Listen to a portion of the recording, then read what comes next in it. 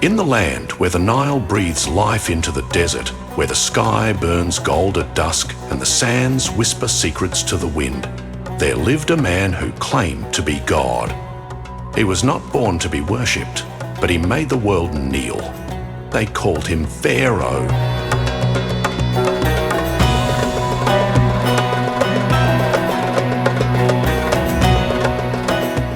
In the early breath of dawn, when the first sliver of sunlight sliced through the horizon, the palace was already alive, not with chaos, but with quiet submission. Servants crept through vast marble halls, their eyes fixed to the floor, their mouths sewn shut by fear. His chamber, carved into the heart of a golden fortress, was more a shrine than a bedroom.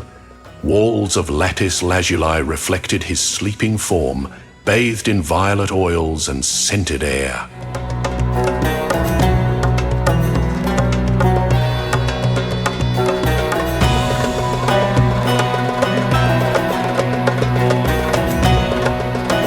Around him, a dozen women slept on silk cushions, concubines chosen not just for beauty, but for silence. They were not lovers, they were symbols of ownership. 60 handmaidens began their work long before his eyes opened. Some massaged scented oils into his skin, others lined his robes with threads of gold plucked from garments of conquered kings. Each motion rehearsed, each breath controlled. One mistake meant death.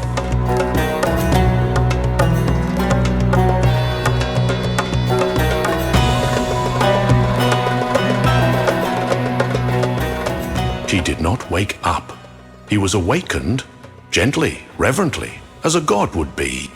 The moment he opened his eyes, the sun was commanded to rise. Priests lit sacred flames and beat drums in rhythms passed down for centuries.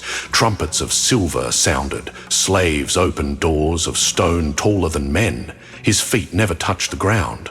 They rested on the backs of servants bent low, human carpets. He walked to his morning throne, not the one for law or judgment, but for bathing in reverence. In the hall of worship, thousands gathered, heads bowed. They chanted hymns written for him, murals of him as the sun god, the storm god, the creator of all. Birds flew in from distant provinces bearing jewels in their beaks. Leopards were led on chains of emerald. The scent of crushed flowers floated like incense through the air. He would stand tall, arms wide, and declare, "I am the first breath of creation. I am the light of day. The gods are my children. The stars are my thoughts." He believed it, and so did they. Those who didn't disappeared.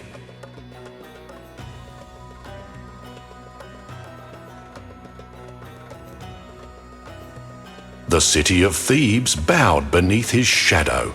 Every pillar, every coin, every scroll bore his name.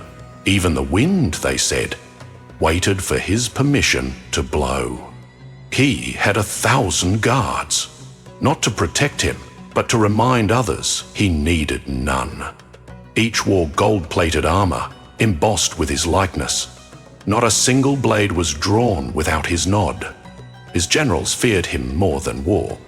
In the noon hours, he sat upon the throne of judgment, not to deliver justice, for justice implied fairness.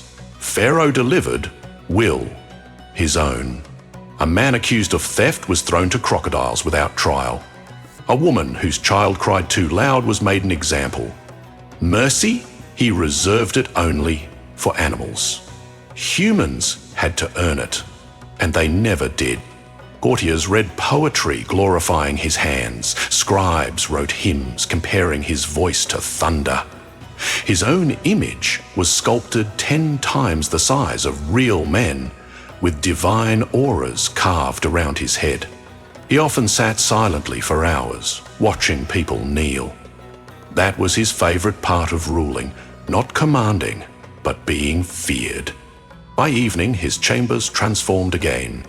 The women were changed. More dancers arrived. skin painted with crushed pearls, dressed in fabric so thin it dissolved in moonlight. Musicians played with trembling hands. Any mistake in rhythm could mean a missing tongue. He didn't seek pleasure, he sought control. To know that even joy bowed before him. He bathed in basins made of obsidian, filled with perfumed wine. His pet lions slept at the foot of his bed. Peacocks called from gilded balconies. Flamingos stood frozen in pools dyed blue with crushed stones. He didn't drink from goblets, he drank from the skulls of fallen enemies, polished, jeweled, sanctified. Outside, the city wept in silence. He taxed the farmers until their bones showed. He conscripted their sons into eternal labor. He built pyramids so massive, even the gods would look twice. But not for worship, for him. Always for him. He demanded that his voice echo through every corner of Egypt. If a child didn't recite his name upon waking, the family vanished. If a merchant sold goods without praying to Pharaoh, their shop turned to ash. His spies were everywhere. Even walls listened. Mothers taught their infants to smile when they heard his name. Not out of love, but survival. In his court, no one sat unless commanded. No one exhaled too loudly. Eye contact was punished by exile. Compliments were rehearsed for weeks. One wrong word, one hesitation was treason. Yet behind closed doors, he whispered to statues of himself. He would stand alone in his reflection chamber, surrounded by mirrors of polished bronze, and whisper, "I am forever. I am the source. I am the silence in thunder, the scream behind laughter. I am God." He believed he could not die, that his name would outlive mountains, that even time obeyed him. And so he prepared for eternity. He ordered the construction of a tomb the size of a city. 30,000 slaves died carving its steps. Each wall was inlaid with gemstones so that he could see stars even in death. His sarcophagus was sculpted from meteoric stone. His heart was wrapped in gold. His intestines stored in jars shaped like jackals and falcons.